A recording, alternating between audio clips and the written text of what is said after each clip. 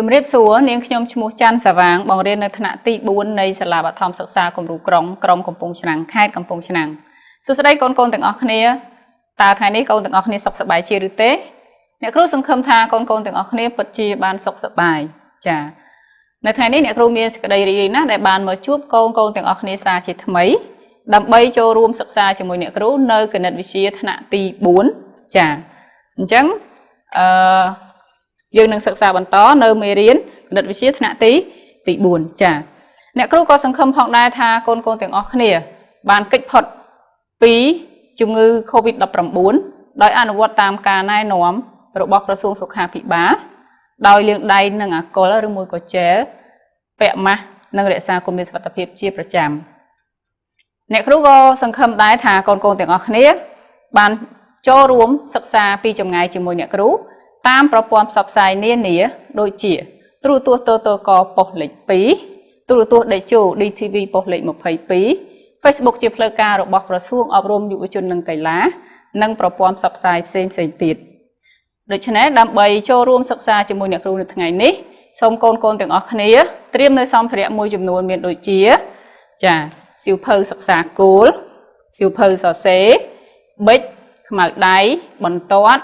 ហ្វឺតនិងក្តារឈ្នួនជាដើមចាអញ្ចឹងកូនមានចាំទេថាកាលពីថ្ងៃមុនកូនទាំងអស់គ្នាបានសិក្សាជាមួយអ្នកគ្រូនៅមេរៀនអ្វីចាអ្នកគ្រូសង្ឃឹមថាកូនទាំងអស់គ្នាប្រកាសជាចងចាំចាអញ្ចឹងថ្ងៃមុនគឺកូនទាំងអស់គ្នាបានសិក្សាទៅលើមេរៀនទី3វិធីបូកដែលមេរៀនខ្លឹមសាររងដែលយើងនឹងសិក្សាកាលពីថ្ងៃមុននោះគឺលក្ខណៈនៃវិធីបូកចាតើលក្ខណៈនៃវិធីបូកមានប៉ុន្មានហើយអ្វីខ្លះចាវិធីបូកគឺមានលក្ខណៈចំនួនប៉ុន្មានកូន3ចាមានអីខ្លះមានលក្ខណៈត្រឡប់ចាវិធីបូកមានលក្ខណៈត្រឡប់ចាចុះបើសិនបើយើងត្រឡប់តួបូកណាមួយពីតួទី1ទៅតួទី2ពីតួទី2មកតួទី1នោះផលបូកនៅតែដដែលចំណុចទី2គឺលក្ខណៈផ្ដុំយើងអាចផ្ដុំតួណាមួយនៃវិធីបូកដាក់ចូលគ្នាផ្ដុំដាក់មុំកញ្ចក់នោះលទ្ធផលក្នុងការបូកគឺនៅតែដដែលចាចំណុចទី3គឺការបូកមួយចំនួននឹង0អញ្ចឹងកូនបានសិក្សាហើយមួយចំនួនដែលបូកនឹង0គឺស្មើនឹងចំនួននោះដដែលឬក៏0បូកនឹងមួយចំនួនក៏ស្មើនឹងចំនួននោះដដែលចាអញ្ចឹងសម្រាប់នៅពេលនេះអ្នកគ្រូក៏សង្ឃឹមផងដែរថាកូនទាំងអស់គ្នាបានបំពេញកិច្ចការផ្ទះឲ្យអ្នកគ្រូអស់ហើយដូច្នេះអ្នកគ្រូនឹងលើកនៅលំហាត់កិច្ចការផ្ទះចំនួន3មកធ្វើកំណែជូនកូនទាំងអស់គ្នាដើម្បីផ្ទៀងផ្ទាត់ហើយនឹងជាការរំលឹកមេរៀនដល់កូនផងដែរអញ្ចឹងអ្នកគ្រូនឹងធ្វើកំណែកិច្ចការផ្ទះឲ្យកូននៅលើក្តារខៀន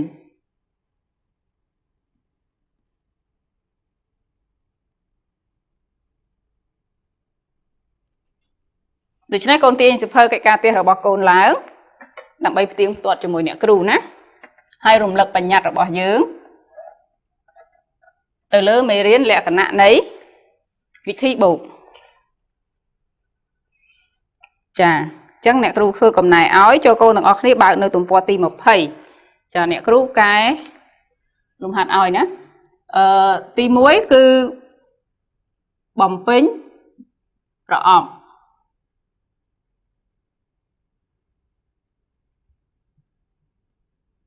ចាបំពេញប្រអប់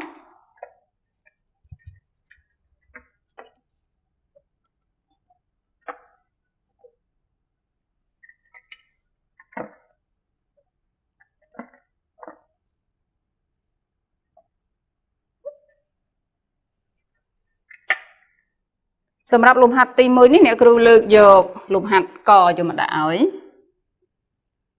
ចា20000កូនផ្ទៀងជាមួយនឹងសៀវភៅរបស់កូនផងទៅ8645បូកនឹង8150ស្មើនឹង8150បូកនឹងចាហើយគេដាក់ប្រអប់អញ្ចឹងកូនគិតមើលថាតើយើងត្រូវប្រើលក្ខណៈទីប៉ុន្មានអញ្ចឹងលេខត្រង់ហ្នឹងត្រូវបំពេញចូលក្នុងប្រអប់ចំនួនប៉ុន្មាន ចាអញ្ចឹងសម្រាប់លំហាត់ទី1ចំណុចកនេះគឺយើងត្រូវប្រើលក្ខណៈអីកូនគឺលក្ខណៈត្រឡប់ចាបើសិនបើត្រឡប់កូនមើលថាតើតួទី1ជាចំនួនប៉ុន្មានតួទី1គឺ 28,645 ហើយតួទី2គឺ 8,150 អញ្ចឹងនៅក្នុងចម្លើយរបស់យើងគឺគេដាក់ថា 8,150 មានន័យថាតួទី2នេះត្រឡប់មកជាតួទី1អញ្ចឹងបូកនឹងតួទីប៉ុន្មានប្រកាសជាបូកនឹងតួទី1វិញហើយអញ្ចឹងយើងយកចម្លើយយកតួទី1មកដាក់តែម្ដង 28,645 ចាអ្នកគ្រូនឹងលើកយកលំហាត់បែបផ្ដុំមកជូនកូនអញ្ចឹងអ្នកគ្រូលើកយកលំហាត់ទី2ណាកូនណាលំហាត់ទី2នេះបែបផ្ដុំគឺយើងផ្ដុំតួ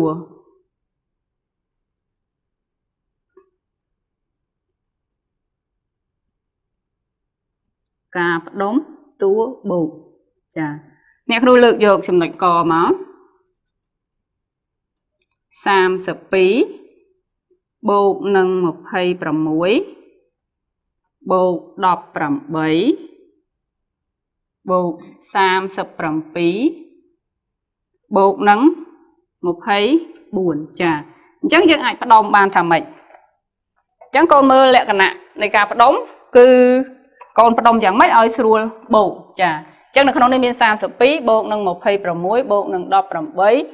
បូកនឹង37បូកនឹង24ចាឥឡូវមើលអ្នកគ្រូគិតណាអ្នកគ្រូយក2កតុយនេះមកផ្ដុំជាមួយនឹង18អញ្ចឹងកូនអាចត្រឡប់យកតួណាមកបូកផ្ដុំក៏បានដែរ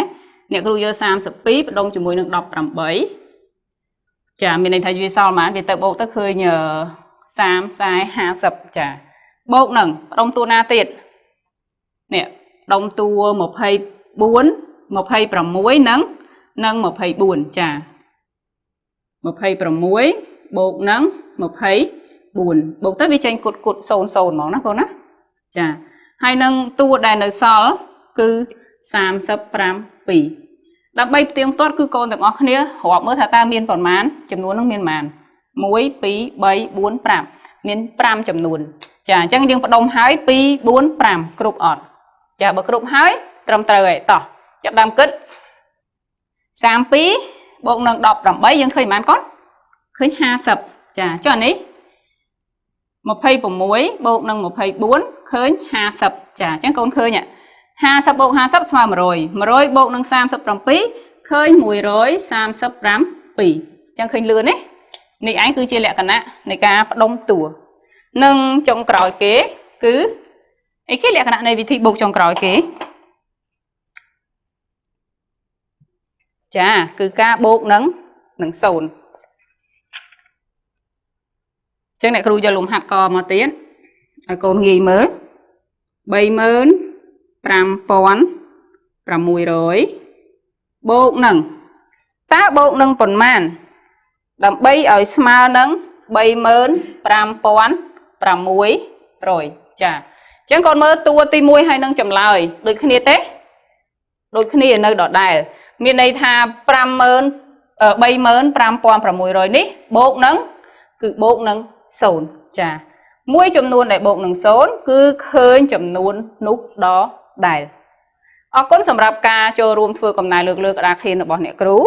នៅពេលនេះហើយអ្នកគ្រូក៏សង្ឃឹមផងដែរថាចម្លើយដែលនៅក្នុងសៀវភៅកូនៗទាំងអស់គ្នាក៏ត្រឹមត្រូវដូចជាចម្លើយដែលអ្នកគ្រូកែឲ្យដែរចានោះមានន័យថាកូនយល់ច្បាស់នៅវិធីលក្ខណៈនៃវិធីបូកហើយអ្នកគ្រូរំលឹកឡើងវិញវិធីបូកគឺមាន3ទី1គឺលក្ខណៈត្រឡប់អូនអាចត្រឡប់តួទី1ទៅតួទី2តួទី2មកតួទី1នោះចម្លើយគឺនៅតែដដែលទី2គឺលក្ខណៈផ្ដុំតួបូកនិងទី3គឺការបូកនឹង0ឬមួយក៏0បូកនឹងមួយចំនួនអរគុណសម្រាប់នៅពេលនេះអ្នកគ្រូនឹងនាំកូនទាំងអស់គ្នាទៅបន្តនៅមេរៀនទី3របស់យើងបន្តទៀតដោយយើងចូលទៅចំណុចថ្មីមួយទៀតគឺការដោះស្រាយចំណោទ ចឹងសូមកូនទាំងអស់គ្នាបន្តតាមដានជាមួយអ្នកគ្រូនៅម៉ោងនេះចាអញ្ចឹងយើងបន្តនៅមេរៀនទី3របស់យើងគឺវិធីបូកចាហើយចំណងជើងរងដែលយើងសិក្សានៅថ្ងៃនេះគឺការដោះស្រាយចំណោទមេរៀននេះដែរអ្នកគ្រូបានដកស្រង់ចេញពីសៀវភៅសិក្សានៅទំព័រទី15 បន្ទាប់ពីកូនទាំងអស់គ្នាបានចូលរួមសិក្សាជាមួយអ្នកគ្រូនៅការដោះស្រាយចំណោទនៅមេរៀននេះអ្នកគ្រូសង្ឃឹមថាកូនទាំងអស់គ្នាអាចនឹងយកចំណេះដឹងនេះទៅដោះស្រាយនៅបញ្ហាក្នុងការរស់នៅប្រចាំថ្ងៃរបស់កូននៅក្នុងសង្គមរបស់កូនព្រមទាំង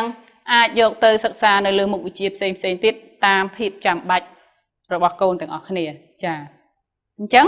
តើយើងធ្វើការដោះស្រាយចំណោទបានដោយរបៀបណាអនុវត្តប៉ុន្មានជំហានចាអញ្ចឹងបន្តិចទៀតអ្នកគ្រូនឹងបង្ហាញកូនតាមលំដាប់នីមួយដើម្បីចាប់ផ្ដើមនៅមេរៀនរបស់យើងអ្នកគ្រូមានជាចំណោទមួយឲ្យកូនសិក្សានៅពេលនេះចាអញ្ចឹងសូមកូនអានទាំងអស់គ្នា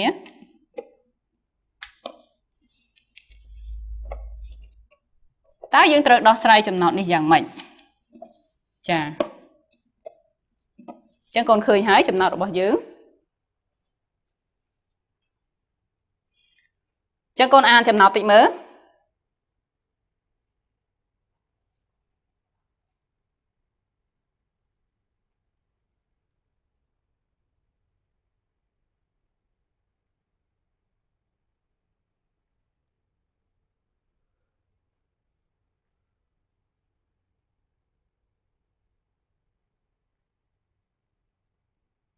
ចាអរគុណអញ្ចឹងកូនបានអានមួយចប់ហើយឥឡូវនេះកូនអានមួយចប់ទៀតជាមួយនឹងអ្នកគ្រូទាំងអស់គ្នាតោះសិប្បកម្មផលិតឥដ្ឋមួយកន្លែងផលិតនៅខែទី1បាន2650ដុំខែទី2បាន4130ដុំខែទី3បាន12400ដុំ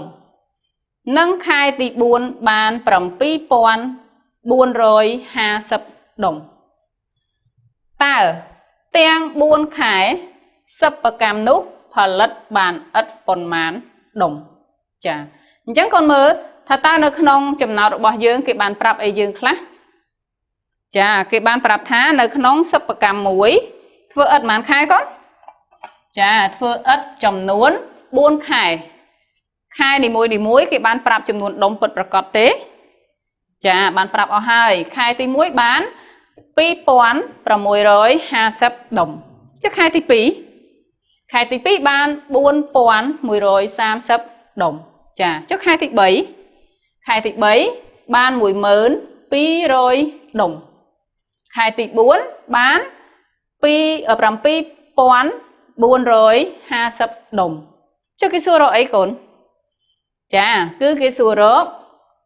ចំនួនឥដ្ឋដែលផលិតទាំង4ខែចាអញ្ចឹងដើម្បីរកចំនួនឥដ្ឋដែលផលិតទាំង4ខែតើយើងត្រូវធ្វើប្រមាណវិធីអ្វីចាបើទាំង4ខែមានន័យថាយកខែមួយហ្នឹងដាក់បញ្ចូលគ្នាអញ្ចឹងយើងធ្វើលេខអីដើម្បីបញ្ចូលគ្នាបានចាគឺយើងត្រូវធ្វើប្រមាណវិធីបូកចាអញ្ចឹងកូនត្រូវយកចំនួនណាទៅបូកនឹងចំនួនណាចាគឺយើងយកចំនួនដុំឥដ្ឋធ្វើនៅខែទី1បូកនឹងដុំឥដ្ឋបូកខែទី2បូកនឹងដុំឥដ្ឋដែលបានធ្វើនៅខែទី3បូកនឹងខែទី4ចាតោះអញ្ចឹងមានន័យថាដើម្បីរកចំនួនឥដ្ឋទាំង4ដុំគឺយើងយក2650ដុំចាបូកនឹង4130ដុំបូកនឹងខែទី3គឺ12400ដុំចាបូកនឹងខែទី4គឺ7450ដុំចាអញ្ចឹងថាតើស្មើនឹងប៉ុន្មានទាំង4ខែនេះបញ្ចូលគ្នាឃើញប៉ុន្មានចាកូនក៏បានសិក្សាជាមួយនឹងអ្នកគ្រូហើយដែរក្នុងការធ្វើប្រមាណវិធីបូកដែលមានចំនួនបូកច្រើន Chẳng đàm bay bộ chấm nuôn để miền tua bột trán ta con trớ phương để mà đạch chà cứ con trớ đầm riệp chua cho ở trớ tám tùng tỏ chẳng dương cho đầm nạ ca tí muối cứ đầm riệp chua cho ở trớ tám tùng chẳng dương đạ máu pi pon prầm mùi rồi hà sấp bột nằng buôn pon mà rồi sam sập đồng chẳng tua đôi chấm nuôn tùng đôi cái này nè chẳng đạ thòm đá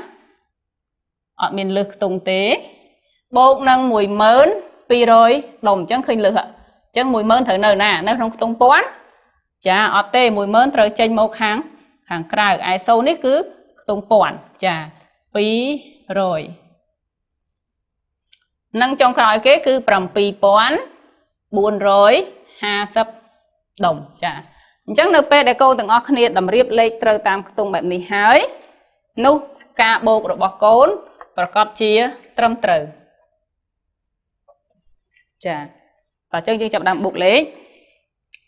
អ្នកគ្រូដាក់នេះខិតចូលមកបន្តិចយើងឃើញទៀតនៅខាងក្រៅចាតោះចាប់ដើមបូក0បូកនឹង0 0 0បូកនឹង0 0 0បូកនឹង0ទៀត0ចាតមកតុក10 5បូកនឹង8 5បូកនឹង3 8 8បូកនឹង0ស្មើ8 8បូកនឹង5គឺ13យើងសរសេរលេខ3ត្រាទុក1នៅក្នុងខ្ទង់រយចាអញ្ចឹង6បូកនឹង1 7 7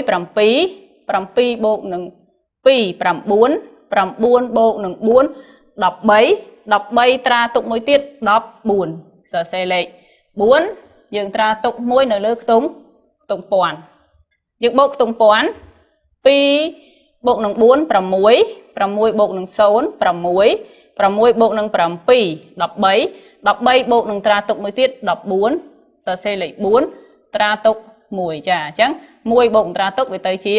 2ដូច្នេះយើងឃើញ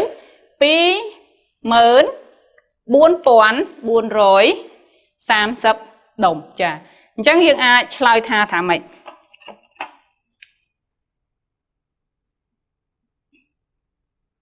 ចាយើងចូលទៅចម្លើយ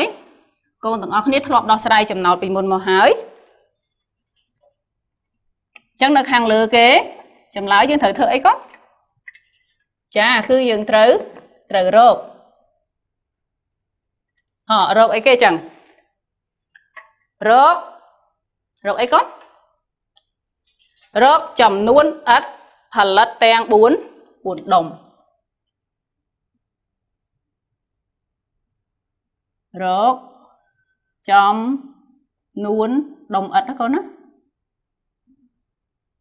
ដុំឥដ្ឋផលិតទាំង4ខែ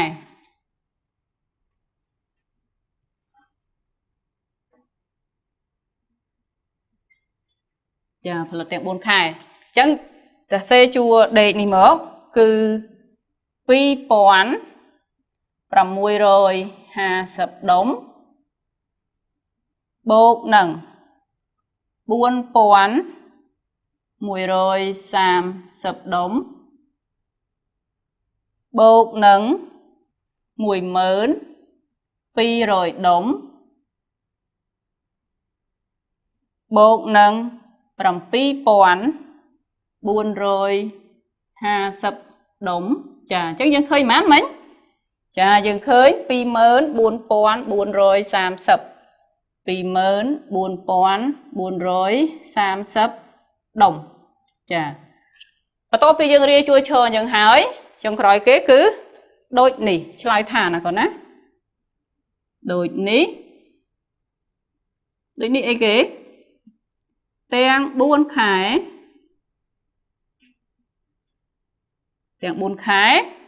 សិប្បកម្មផលិតឥដ្ឋបានសិប្បកម្មផលិតឥដ្ឋបានចាបានប៉ុន្មាន24430ដុំចា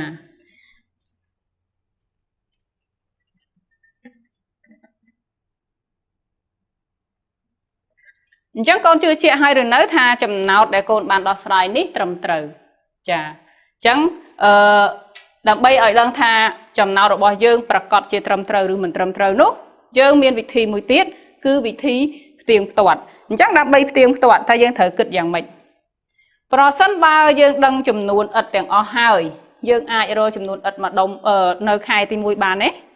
cứ dương dược chầm nuôn tiền o ní một đọ khai tí pi đọ khai tí bay đọ khai tí buôn trên tới nu dương đừng khơi chấm nôn ất đây phải lật nó không khai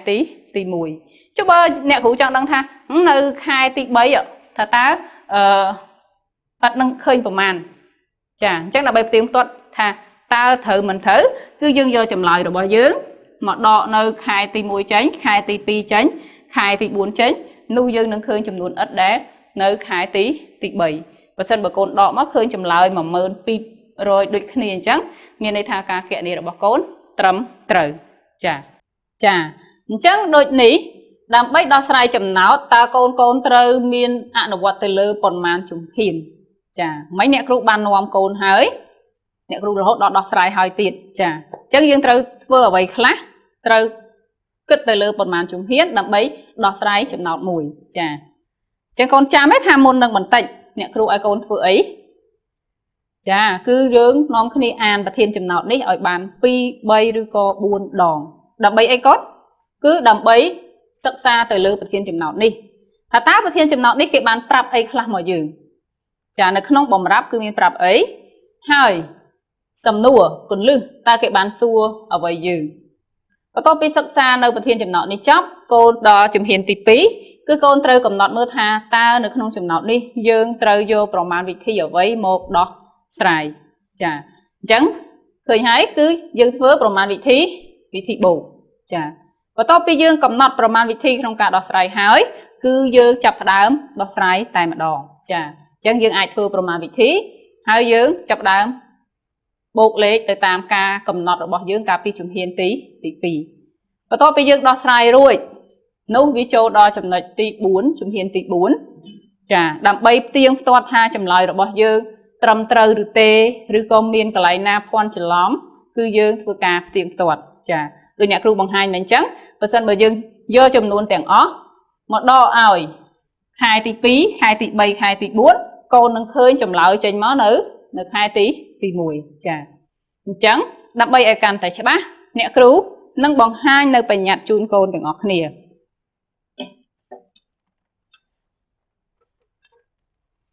chà để cho nên đam bay đo sai chấm nọt muối cứ con tiếng ọc nế trời ạ nó vọt nơi buôn chùm hiền chà cứ chùm hiến nông cả nó vọt chấm nốt đam bay đo sai chấm nốt dương trời chùm hiến tì muối vô protein ta kê ban prap ở vậy khác hỏi ban xua rốt ở vậy chùm hiên tí pí phớp hành cả chà cả phớp hành cả đấy cứ dương trời cầm nốt ประมาณ vị thi trời đó đọc sài chà bạn tao mà tiết dương cho ra chùm hiên tí bấy ạ nụ vọt hành cả chà cầm nốt vô ประมาณ vị thi ở bấy hai dương có chập đáo kệ là nia ประมาณ vị thi để bàn cầm nốt nước nóng hành cả tí pí cho ra chùm hiên tí 4 cứ tiếng toàn chà ca phơ ca tiếng toàn đấy cứ đầm bay bồng pin lẹ khán chầm nốt chà thà ta lệ khăn chấm nọt nó bấm pin ban hơi rư nữ chà chắc đầm bay ở con can thì sẽ bạc từ lừa cả đo sài chấm nọt nè kêu miên chấm nọt môi tiết đầm bay ở con xạ là bong phử được chứ nè xong con tiếng ngọc nế lược xỉu phớ bịch láng chập đám triếm là bay phơ chấm nọt chỉ môi nè kêu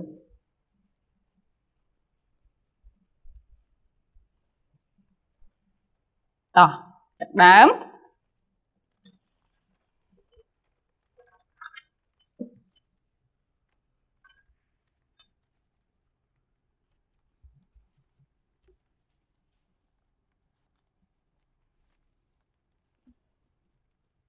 chẳng còn cô bạn khơi á chẳng chỉ chập đám sắc xa từ lư bật thiên chấm nọt từng ngọc nế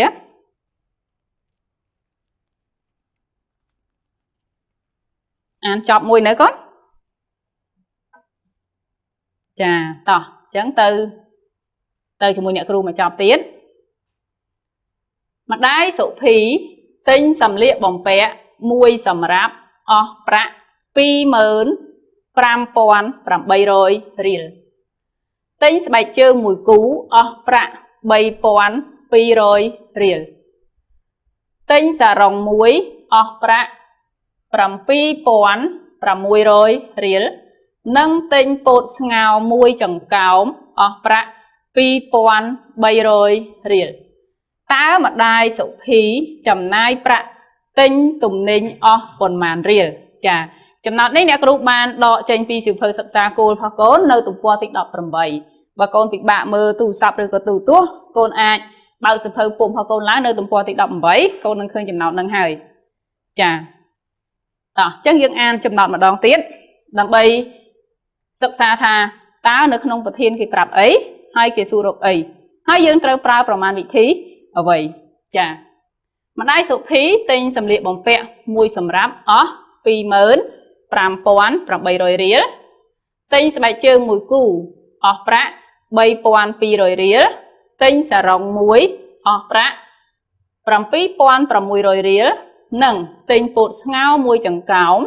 អស់ប្រាក់ 2,300 រៀលចាតើម្ដាយសុភីចំណាយប្រាក់ទិញទំនិញទាំងអស់ប៉ុន្មានរៀលចាអញ្ចឹងកូនមើលនៅក្នុងនោះគេប្រាប់អីខ្លះ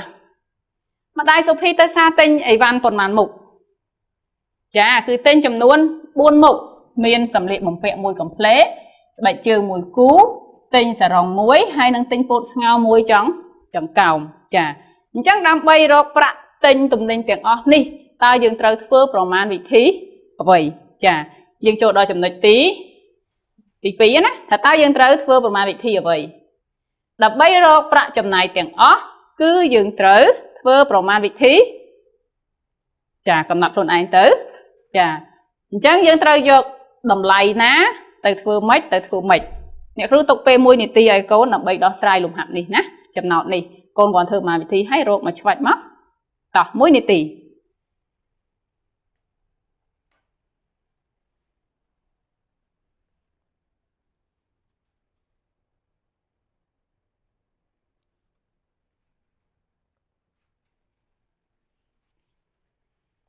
អរគុណកូនទាំងអស់គ្នាអ្នកគ្រូសង្ឃឹមថាកូនទាំងអស់គ្នាបានដោះស្រាយរួចហើយ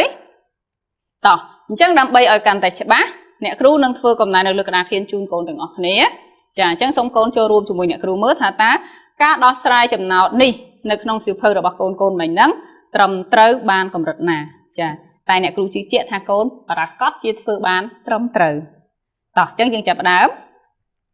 ដើម្បីដោះស្រាយចំណោទគឺយើងអនុវត្តទៅលើ4ជំហានទី1យើងសិក្សាទៅលើប្រធានចំណោទឲ្យយល់ន័យថាតើប្រាប់អ្វីហើយសួររកអីចាហើយយើងធ្វើប្រមាណវិធីអ្វីហើយបានយើងចាប់ដើមអនុវត្តចុងក្រោយគេគឺទៀងទាត់តោះអញ្ចឹងម្ដាយសុភីបានទិញទំនិញចំនួន4មុខចាទិញសម្លៀកបំពាក់ទិញស្បែកជើងទិញសារ៉ុងទិញពោតស្ងោរចាចុះគាត់សួររកអីប្រធានចំណោទគឺសួររកប្រាក់ចំណាយទាំងអស់ដើម្បីរកប្រាក់ចំណាយទាំងអស់គឺកូនទាំងអស់គ្នាត្រូវគណនាប្រមាណវិធីចាគឺប្រមាណវិធីបូកគឺយើងយកតម្លៃនៃសម្លៀកបំពាក់បូកជាមួយនឹងថ្លៃទិញស្បែកជើងបូកនឹងថ្លៃទិញសារ៉ុងហើយបូកនឹងថ្លៃទិញពោតស្ងោរចាតោះអញ្ចឹងយើងចាប់ផ្ដើមចូលដល់ជំហានទី3គឺអនុវត្តផែនការចូលដល់ប្រមាណវិធី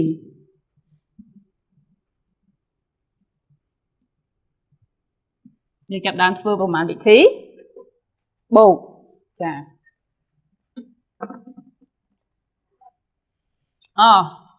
ទិញសម្លៀកបំពាក់អស់ប៉ុន្មានកូន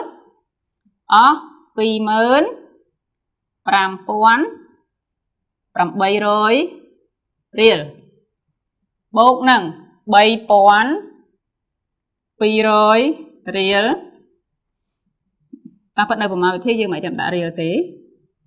ដាក់ក៏បានមិនដាក់ទេក៏អត់អីដែរបូកនឹងថ្លៃទិញសារ៉ុងគឺ 7,600 បូកនឹងថ្លៃទិញពោត 2,300 ចាអញ្ចឹងកូនមើលទាំងអស់គ្នាមើលអ្នកគ្រូទៅច្រឡំលេខពីក្នុងចំណោទមកត្រូវឬទេ chà hai ca riệp lệ nơi lơ chui chô rồi bọn nè kêu trầm trâu tam tung hai rồi nớ chà tung ri tung đóp tung rối tung pon tung mờn và to bây giờ riệp rồi hái dương chập đàn thưaประมาณ vị thí bầu tỏ nơi tung ri sâu tầng má sâu mẹ sâu bụng sốt mà sâu bụng sốt mà sâu bụng sốt mà nắng sâu chà tung đọp có lệ sâu tầng đá chân mà nắng sốt cho đọc tung rối 8 bột nâng phí đọc đọc bột pra muối đọc pra muối đọc pra muối bột nâng bấy đọc pram buồn so xe lệ pram 4 đông tục muối nửa lứa túng quản chà pram bột nâng bấy pram bấy bột nâng pram phí đọc pram bột nâng phí đọc pram phí đông tục muối đọc pram bấy so xe lệ pram bấy đông tục tra tục muối ná chẳng phí bột nâng muối cứ 7 chẳng chầm lại rồi dân khơi hái cứ bay mớn bằng bay pon bằng 400 riêng chà chẳng dân từ rồi dân chỗ đó rồi biết lại rồi có chăm lại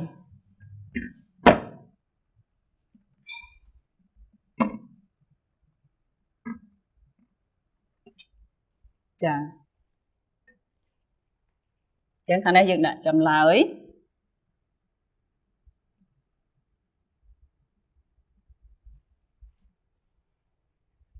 rồi ấy con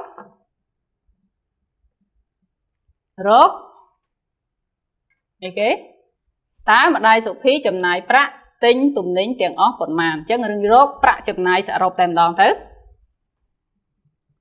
rồi pra chấm này sẽ rộp rồi có chẳng tiền óc ná tiền óc rồi có sẽ rộp được như thế đầm bay rồi chấm này tiếng ó cứ dương dược đầm lai này tụm này ni muối vô một bộ chỗ kia chẳng dương dược pi mớn pram pon pram bay rồi bột nắng bay pon pi rồi ria bột nắng pram pi pon pram muối rồi ria bột nắng pi pon bay rồi ria smart chà smart nằng bay mớn pram bay pon pram 400 riêng chà chắc dân ai chơi thả mấy con chơi thả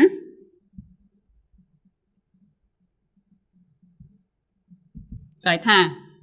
mà đáy số phí chấm này pra mà đáy số phí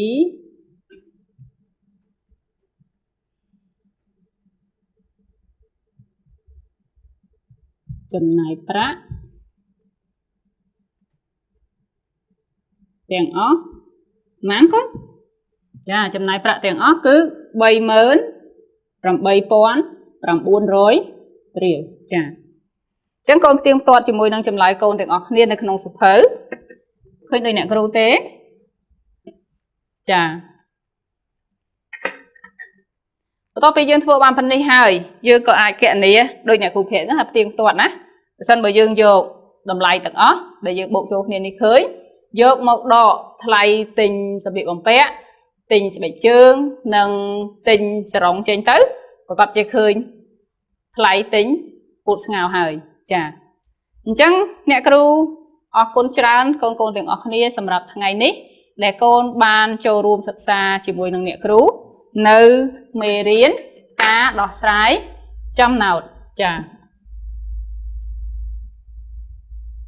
ចឹងថ្ងៃនេះកូនទាំងអស់គ្នាបានសិក្សាទៅលើការដោះស្រាយចំណោទ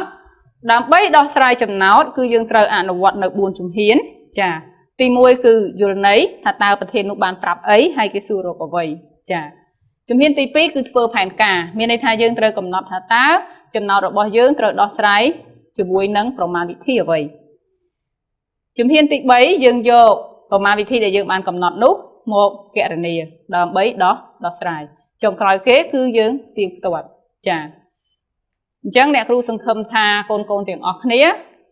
យល់ច្បាស់នៅមេរៀននេះហើយកូនទាំងអស់គ្នានឹងចូលរួមតាមដានសិក្សាពីចម្ងាយជាមួយអ្នកគ្រូបន្តទៀតនៅមេរៀនបន្ទាប់ បន្ទាប់ចាជូនពរឲ្យកូនៗទាំងអស់គ្នាមានសុខភាពល្អការស្នាក់នៅប្រកបដោយសុខសុវត្ថិភាពសូមកូនៗទាំងអស់គ្នាគេចផុតពីជំងឺកាយសាហាវផ្សេងៗដោយអនុវត្តតាមក្បួនអនាម័យដែលណែនាំដោយក្រសួងសុខាភិបាលចាអញ្ចឹងកូនៗទាំងអស់គ្នាសូមលើកសៀវភៅឡើងសៀវភៅគណិតវិទ្យាថ្នាក់ទី4របស់យើងហើយចូលកូនបើកទៅទំព័រទី18ទាំងអស់គ្នាអ្នកគ្រូមានកិច្ចការផ្ទះជូនកូនណាអញ្ចឹងយើងបើកទៅទំព័រទី18ចានេះជាចំណោទរបស់យើងនៅពេលនេះគឺមានចំណោទចំនួន2ហើយនឹងទី3នេះគឺបង្កើតចំណោទទេអញ្ចឹងហើយចំណោទទី1នេះអ្នកគ្រូក៏បានយកមកដោះស្រាយមិញនឹងឲ្យកូនដែរចាដូច្នេះកិច្ចការផ្ទះរបស់កូនគឺធ្វើចំណោទលេខ2ចានៅទំព័រទី18ចាអញ្ចឹងសូមកូនបើកសៀវភៅមើលឲ្យឃើញទេសូមធ្វើកិច្ចការផ្ទះនេះឲ្យអ្នកគ្រូអរគុណច្រើនសម្រាប់ការចូលរួមសិក្សាពីចម្ងាយជាមួយអ្នកគ្រូនៅថ្ងៃនេះចាអញ្ចឹងថ្ងៃនេះយើងបានសិក្សាទៅលើការដោះស្រាយចំណោទចាដើម្បីដោះស្រាយចំណោទយើងត្រូវទី1យល់ប្រធានទី2ជំហានទី2គឺធ្វើផែនការជំហានទី3អនុវត្តផែនការនិងទី4យើងធ្វើការផ្ទៀងផ្ទាត់ចាអរគុណសម្រាប់ការចូលរួមសិក្សាពីចម្ងាយជាមួយកូនជាមួយអ្នកគ្រូនៅថ្ងៃនេះអ្នកគ្រូសង្ឃឹមផងដែរថាកូននឹងចូលរួមសិក្សាជាមួយអ្នកគ្រូនៅមេរៀនបន្តទៀតចាជាចុងក្រោយអ្នកគ្រូសូមគោរពជូនពរកូនទាំងអស់គ្នាឲ្យមានសុខភាពល្អមានការស្នាក់នៅប្រកបដោយសុខសុវត្ថិភាពសូមអរគុណ